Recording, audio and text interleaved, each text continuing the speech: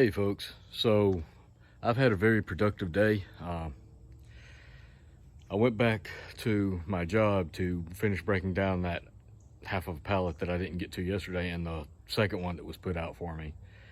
Now again, just to remind you, these were two pallets, extremely large pallets, about the size of the bed of my truck, that large machinery came on from my job. And they were made of 2x6s, 2x8s, 4x4s, and plywood. And my job's disposing of them. In fact, they have several more. I don't know yet if I'm gonna go try to get some more of these, because breaking them down turned out to be a lot more difficult than I anticipated. And I'll show you why here in a second. But to me, this was a prep. This was something that I wanted to get done because I needed the material for some projects around here. And again, it was free wood except for the labor that was involved in breaking them apart and bringing them in. But you know, it saved me a lot of money from having to buy wood. But at the same time, they were extremely difficult to tear apart, and I'll show you why right now. All right, so this is the wood from those two pallets. And as you can see, there's 2x6s, 2x8s, 4x4s, and some, I'd say 3x4s or thereabouts. Like I said, all these pallets, all this wood comes from Germany, so they don't use dimensional lumber like what we use here. So it's going to be different measurements. But still, there's a considerable amount of wood here.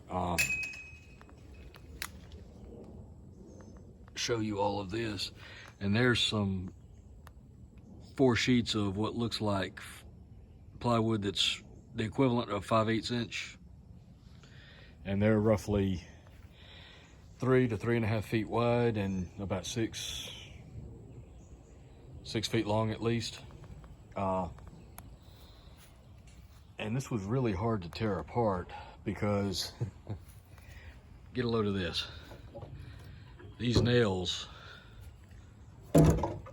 are extremely long. These have got to be like 6 to 7 or maybe even 8 inch nails in these things, and they used a ton of them. I wasn't able to actually pull the nails out as we went along because they had set them out for me in a spot where I needed to get them out of the way as quickly as possible. But there's a lot of nails. The plywood was held on by screws, which I don't have those out here with me, but I got maybe 2 or 3 pounds worth of large star tip screws. But I've done some estimates, and this is probably, with all of these posts, if you bought the equivalent in yellow pine or Douglas fir lumber, now none of this is pressure treated, but if you bought the equivalent in yellow pine or Douglas fir lumber at, say, Lowe's or Home Depot, you're probably looking at about $700 worth of lumber there. And then all these different nails and screws and stuff that I got. I've got a lot of nails and screws I can salvage out of this, and those can be straightened and reused.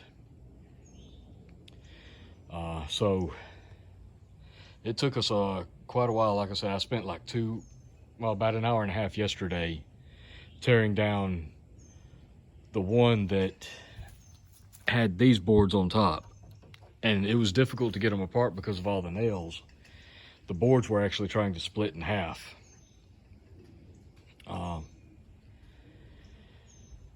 It took me about an hour and a half just to tear down about half of that pallet.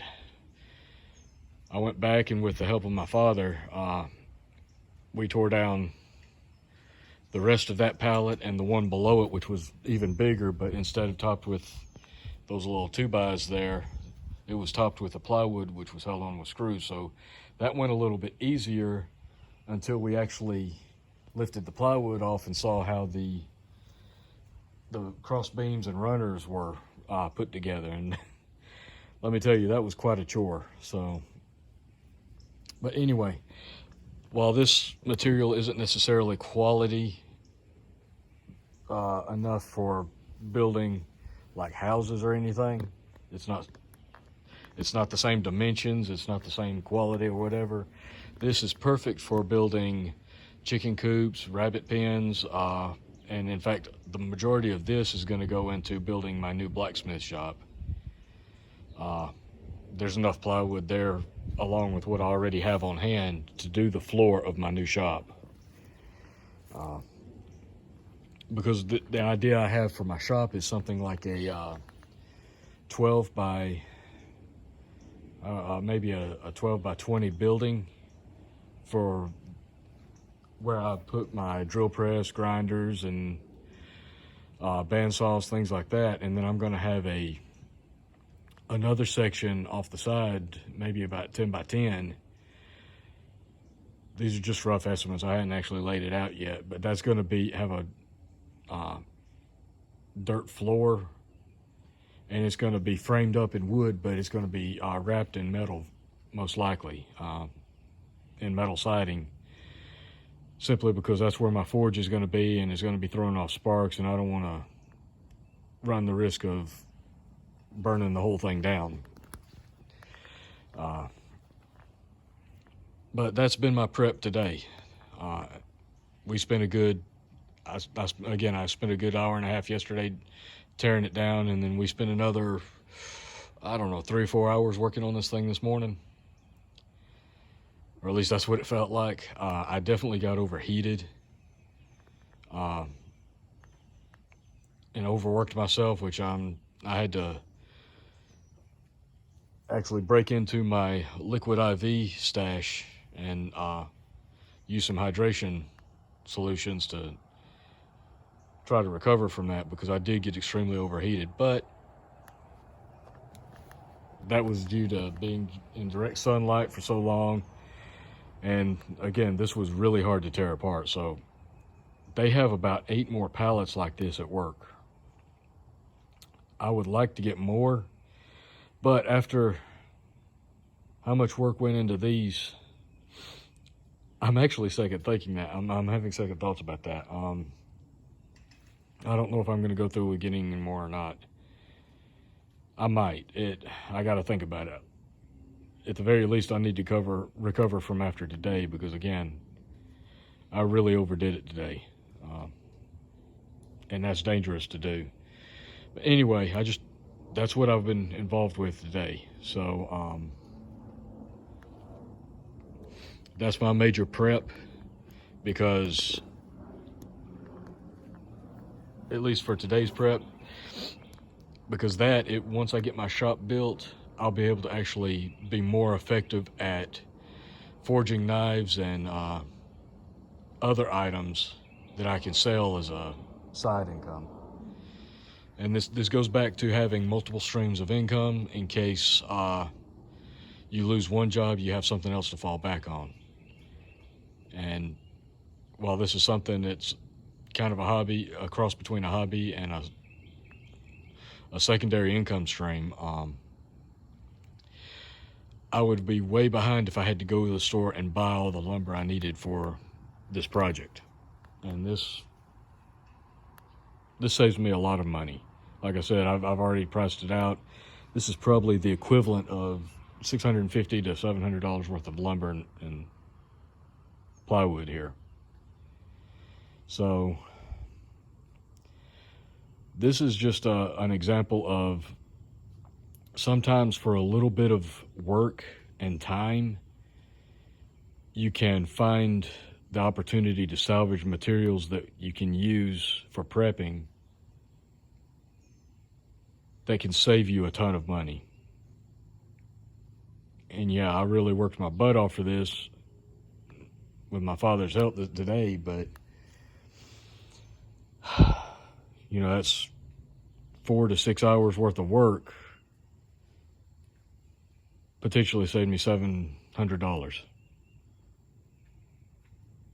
So, you know, that's a considerable deal if you're willing to find the deal and if you're willing to put in the work. Now again, they're going to be installing equipment for the next 2 weeks. I might have the opportunity. I have the opportunity to get more. I don't know yet if I'm actually going to do that, because it takes a long time to break this stuff down, and honestly, between my long shifts, I really don't have a lot of time to do that, so I almost have to bring in help to help me get it done quickly. Anyway, that's what I was doing today and yesterday afternoon. So keep your eyes open, look for deals, look for opportunities to salvage things. All these screws, all these nails, I'm going to salvage as much of this stuff as I can, because you never know when you might need it. These are good preps, good things to fall back on. In the worst case scenario, aside from building infrastructure on your homestead to provide for yourself, this has the potential for being used to secure your home if everything goes sideways and the grid goes down. You know, you got plywood, you can secure doors and windows, and some of this wood could be used to make barricades if necessary. You know, there's no limit to how this stuff can be used. And it's just a good opportunity to collect some of this stuff. And in addition, something a lot of people might not even consider, this could be, in the worst case scenario, this could be items that you could barter with. I mean, say you have a surplus of material like this and the grid's down and you're having to barter, somebody might be willing to barter for some of this stuff. And again, I've got a Alaskan chainsaw mill, and I've got access to a bunch of trees on my uncle's property, so I might be able to slab up some wood out of that. The intention is to use that in building my blacksmith shop as well, so that gives me the flexibility of being able to create my own lumber out of trees. I can create anything from 4x4s, 2x6s, to planking for siding, even live edge cuts. So, you know, look at options that you can give yourself the flexibility to produce things that you need or things that you might be able to trade. Anyway, that's all I've got for today. Appreciate you guys watching. Like, share, subscribe if you haven't. There's more videos coming soon. Until then, take care, and I'll catch you later.